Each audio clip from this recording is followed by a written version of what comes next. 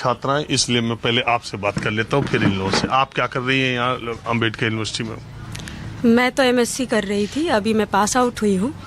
और चूँकि मैं औरत होने के नाते, एक महिला होने के नाते, मैं यूनिवर्सिटी के अंदर जो छात्रावास है उसके अंदर हैरेसमेंट केस सामने आता है महिला दिवस के दिन। जो एक डिग्निटी का सवाल होता है, सबसे बड़ा महिलाओं का एक जो पिछला अस्तित्व की लड़ाई है जो हमेशा लड़ते रहते हैं, उसका दिन होता है। उस दिन पता चलता है कि जो अभी हैरेसमेंट केस का सामने आया और हम प्रोटेस्ट किए। जब वहाँ का प्रोक्टोरियल बोर्ड नहीं सुनता है तो हम लोग लाखों, मतलब जो 100 से ज़्यादा लड़कियाँ बाहर निकलती हैं, वो रजिस्ट करती है कि मेल है वो क्लर्क जो रहते हैं वो अंदर रहते हैं। तो उसके विरोध में कि यहाँ पे सारी जो घटनाएं हैं इस तरीके से हो रही हैं, जो कि एक महिला के लिए सुटेबिलिटी जो प्लेटफॉर्म मिलना चाहिए वो नहीं है। और मैं एक्टिविस्ट होने के नाते, मैं बापसा से हूँ, बिरसा अम्बेडकर फुले स्टूडेंट एसोसिएशन। मैं उसकी मेंबर होते हुए मेरी एक जिम्मेदारी बनी कि मैं इस वॉइसेस को वहाँ तक पहुँचाऊँ। और मैं जब इस दौर में थी और मैं जब नए कोर्स में एडमिशन लेने के लिए अप्लाई की तो मुझे बाहर खदेड़ दिया गया और ये बोल के नोटिस निकाला गया था क्योंकि आपने आवाज़ उठाई, लोगों को मोबिलाइज कर दिए, इस वजह से मुझे खदेड़ दिया गया। मैं अभी केस जो है, अब कैंपेनिंग चल रही है, लगातार मैं प्रशासन को एप्लीकेशन दे रही हूँ। 1 साल हो गए लगभग, और मैं कोर्ट भी जा चुकी हूँ। ये प्रशासन इस तरीके का बायसनेस दिखाता है। दलित होने के नाते, एक दलित है जो अपने हर वॉइसेस को दबा हुआ आवाज़ है उसको वापस से अपना आवाज़ बुलंद करता है, उसको वॉइसेस को दबाने की कोशिश करते हैं। तो ये कैंपस के अंदर लगातार चल रहा है। समाज में जितने तरह के विभेद हैं, अमीर गरीब के, विचारधारा के स्तर पर, मध्यम मार्गी, दक्षिणपंथी, वामपंथी, अमीर गरीब, धर्म के आधार पर हिंदू मुस्लिम सिख ईसाई, जाति के आधार पर, आपको क्या लगता है कि समाज की सबसे ज़्यादा खाई या सबसे ज़्यादा विभेद या सबसे ज़्यादा चीज़ें अभी 21वीं शताब्दी में भी कहाँ हैं? जाहिर सी बात है कि ब्राह्मणिकल जो हिंदुत्व फासीवाद है उसी ने गढ़ बना रखा है। ब्राह्मणिकल हिंदुत्व फासीवाद की जब बात करें तो उसके अंदर ब्राह्मणवादी जो विचारधारा है वो आ जाएगी। ब्राह्मणवादी विचारधारा से हम सीधा कॉन्टेस्ट रखते हैं वो विचारधारा जो कि हमेशा से अपने आप को सर्वोपरि समझता हो, समाज के अंदर कि अपने आप को रजिस्ट करता हो कि नहीं हम इससे है और अपने आप को गर्वान्वित समझते हैं इंसान होने के नाते, बल्कि वो किसी एक रिलीजियस, एक कास्ट, एक मेल जो डोमिनेंस की बात करता है, हमेशा पेट्रियार्कल की जो बात करता है, तो उसकी जो बात करता है, यही ब्राह्मणवादी हिंदुत्व फासीवाद है जो लोगों को जीने में घुटन महसूस करा रही है दिन प्रतिदिन। नहीं, आप अपनी विचारधारा आपकी ऐसी है जो ये चला आता है वो आप अपनी विचारधारा के हिसाब से बोल रही हैं, लेकिन मैं कोई उनका वकील नहीं हूँ।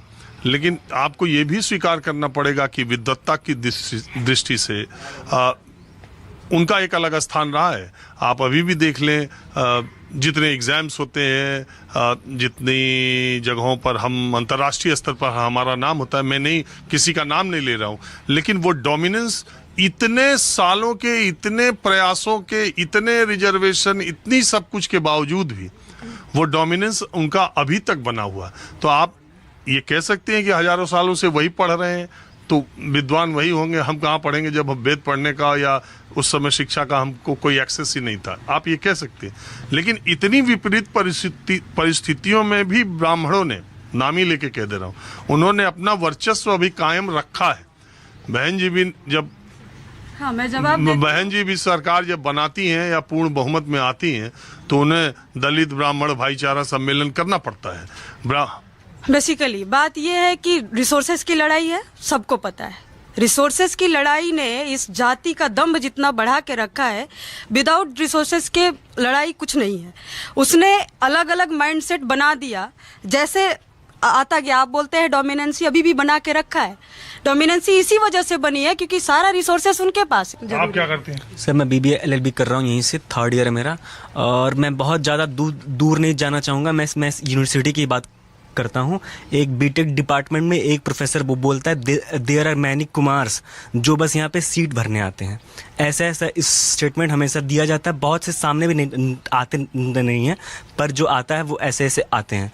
और जो रिजर्वेशन को भीख समझते हैं, वो कोई भीख नहीं है, वो कोई चैरिटी नहीं है। ये एक सोशल जस्टिस है जो कि सदियों से चलते आ रहा है, हमें ऐसा समझना चाहिए। और जेएनयू की वीसी के बयान को आप क्या मानते हैं? वो बहुत ही बड़ा चोट है बहुजन आंदोलन पर, और जो दलित का संघर्ष रहा है कि वो विक्टिम कार्ड कह के हम लोग को ऐसे कह रहे हैं, वो बहुत ही निंदनीय है। मैं इतना कहना चाहूँगा। अब इस तरफ के लोगों से बातचीत, मैं आया ये जानने के लिए कि देश की सबसे नामचीन A+++ कैटेगरी की वाइस चांसलर शांति श्री जी, जो खुद बाद में सफाई देती हैं कि मैं बहुजन हूँ, वो कहती है कि दलित तो विक्टिम कार्ड खेलता है, जैसे अंग्रेजों के सामने काले खेलते थे। नमस्कार सर, मेरा नाम मिथिलेश कुमार पटेल है। मैं PhD एजुकेशंस कर रहा हूँ centre for the study of social inclusion से। मेरा तो काम ही मार्जिनलाइज पे ही चल रहा है हम लोगों का। जैसे आपने पहली तो बात, कुलपति महोदया को ऐसा बयान नहीं देना चाहिए, क्योंकि ये जो नया, भले ही वो हमारे ही समाज का ही क्यों ना निकला हो, लेकिन जब वो उस पद पे जाता है तो वो एक विशेष जाति वर्ग का, उसी का प्रतिनिधित्व करने लगता है। जैसे एक कहावत है, रंगा हुआ सियार, एक कहावत है ऐसा कि सारे सियारों में से उसको निकाल के एक रंग दिया गया, वो वही उसी की भाषा बोलता है, पहली बात। दूसरी बात सर, आपने क्या बोला अभी, जैसे आपने भी बोला कि भाई रिजर्वेशन तो मिल रहा है, रिजर्वेशन मिलने के बाद भी हम लोग आगे क्यों नहीं बढ़ पा रहे हैं, SC ST OBC के लोग। देखिए सर, सबसे पहली बात, रिजर्वेशन जो है वो एडमिशन में है, प्रवेश प्रक्रिया में है। नोट कीजिएगा, प्रवेश प्रक्रिया में है, पढ़ाई प्रक्रिया में नहीं है। मान लीजिए BLLB के बच्चे का एडमिशन किसी भी इसी यूनिवर्सिटी में हुआ, तो आ तो गया, अब वो 4 साल 5 साल कैसे पढ़ेगा, इस पे कोई बात नहीं हुई।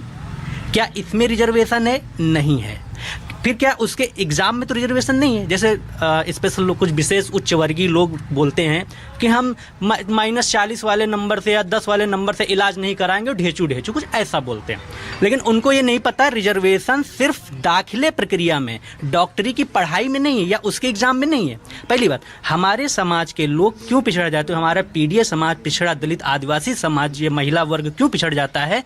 क्योंकि हमारा रिजर्वेशन दाखिले, जितने भी यूनिवर्सिटीज़ हैं इसमें दाखिले में, बीच की पढ़ाई में नहीं है। ठीक, अब क्या होता है, जो आप विशेष, अभी यही एक मेडिकल कॉलेज है सरकारी, मैं वहाँ के डॉक्टर हमारे जानने वाले हैं, वो कह रहे थे कि रिजर्व कैटेगरी के बच्चे हैं जो 8-8 साल से MBBS नहीं कर पा रहे, लेकिन हम उनको बाहर निकाल दें तो अभी बवाल हो जाएगा कि यहाँ कास्ट बेस्ड डिस्क्रिमिनेशन हो रहा है। हाँ, इसका सर जवाब ये है, आप ये भी देखिए, जो रिजर्वेशन लेके आया वो उसका पढ़ने का बैकग्राउंड क्या था। प्राइमरी में पढ़ा, छोटे मोटे स्कूल में पढ़ा, उनकी लैब या लेबोरेटरी, उनकी लैब या साइंस की बुक्स कैसे थी। और जो रिजर्वेशन नहीं पाता, अपने को तथाकथित समाज में उच्च वर्गीय बोलता है कि हमारा इंटेलेक्चुअल हैं, जबकि उनकी एक क्लब मॉडल के आप देखें -13 खुद जा रही, तो उस केस में इंटेलेक्चुअल नहीं बोलेंगे। ठीक, अब उनकी टेक्स्ट बुक क्या है, वो किस बुक से पढ़े। फॉर एग्जाम्पल, सामने मिलेनियम स्कूल है, आप इसकी साइंस की क्लास 6 to 10th आप साइंस की बुक्स उठा के देखिए, और जो हमारे तबके के समाज आते हैं, पिछड़े दलित आदिवासी वर्ग के जो तबके के समाज की बुक, आप उनकी बुक देखिए, एक भी प्रैक्टिकल बेस या लर्निंग बाय डूइंग या ऐसा कुछ भी नहीं, नॉर्मल थ्योरी, सिद्धांत, प्रिंसिपल। तो जातिवाद का मतलब सिर्फ अपर कास्ट लोअर कास्ट के बीच का डिस्क्रिमिनेशन ही नहीं है। जातिवाद का मतलब ये कि भी हम टेक्स्ट बुक में पर चेंज कर दें, हम भाषा से दूसरे को चेंज कर दें, हम किसी पे बस नॉर्मल हम हंस दें, भाई हाँ ये तो छोटी जात का है या बड़ी जात का है, तो डिस्क्रिमिनेशन हर स्तर पर होता है। फॉर एग्जाम्पल, आपने सर जैसे भी बोला EWS का रिजर्वेशन, EWS का रिजर्वेशन जो है, पहली तो बात, उस पर प्रॉपर डिस्कशन नहीं हुआ। OBC समाज का जो मंडल कमीशन हुआ, वो आज तक पूरी रिपोर्ट सिपाही लागू नहीं हुई। कहने का मतलब है, जो हमारा डिस्क्रिमिनेशन है या जो भी भेदभाव, वो सिर्फ और सिर्फ इस बात पर नहीं, वो जात में ऊंचा नीचा है। हमारे ही समुदाय का लोग भी ऊपर जाते हैं। इस यूनिवर्सिटी में जो भी, मैं नाम नहीं लेना चाहूँगा, जितने भी उच्च पदों पे जितने भी प्रशासनिक अधिकारी हैं, भले वो SC समाज के हैं, लेकिन काम वो वही कर रहे हैं, क्योंकि लड़ाई ब्राह्मणों से नहीं है, लड़ाई उसी ब्राह्मणवादी सोच से। और ये ब्राह्मणवादी सोच कोई भी हो सकता है, हम में से भी कोई हो सकता है। साथ ही साथ एक बात, आप सिर्फ एक चीज देखिए, जितने यहाँ सुरक्षा गार्ड लगे हुए हैं, आप उनका सरनेम पढ़ लीजिए, आपको SC ST OBC नहीं मिलेगा। आप जितने यहाँ पे एडॉक पे या टेम्परेरी बेसिस जितने कर्मचारी हैं, आप इसका रिकॉर्ड ले लीजिए, RTI से रिकॉर्ड लीजिए, आपको SC ST OBC ना के बराबर मिलेंगे। क्या ये जातिवाद या भेदभाव नहीं है?